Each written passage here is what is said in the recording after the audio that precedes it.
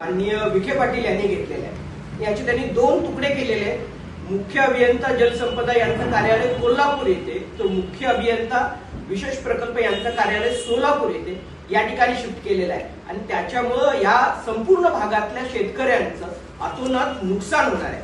खरं म्हणजे की जलसंपदा खात्यामध्ये असं आर्टिफिशियल डिव्हिजन करून चालणार नाही, कारण धरणं, कालवे आणि विशेष प्रकल्प हे एकमेकांवरती अवलंबून असतात आणि एकमेकांच्या समन्वयाने काम करत असतात।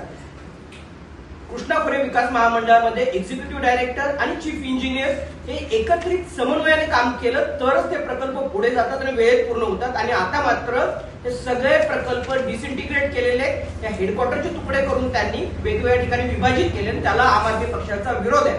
आमचं म्हणणं आहे की अजितदादा पवार जर हयातीमध्ये असते तर या पद्धतीचं विभाजन त्यांनी होऊ दिलं नसतं, पुण्याचं प्रशासकीय महत्व कमी होऊ दिलं नसतं। परंतु अजितदादांच्या पश्चामध्ये या पद्धतीने पुण्याचं प्रशासकीय महत्व कमी करण्याचा प्रयत्न हा या ठिकाणी सत्ताधाऱ्यांकडून केला जातोय।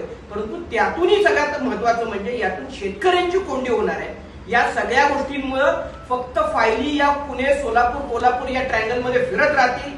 प्रकल्पाची कॉस्ट वाढेल, त्याला होणारे दिरंगाई वाढेल आणि त्याचा फटका हा शेवटी शेतकऱ्यांना बसेल। आणि म्हणून आम आदमी पक्षाचा या निर्णयाला तीव्र विरोध आहे। आम्ही आपल्या सगळ्यांच्या माध्यमातून माननीय शरद पवार असतील, पालकमंत्री सुनेत्राताई पवार असतील किंवा खासदार सुप्रियाताई सुळे असतील आणि शिवाय आमदार विखे पाटील आणि देवेंद्र फडणवीस यांना आवाहन करू इच्छितो की शेतकऱ्यांच्या हिताचा हा निर्णय तुम्ही रद्द करा।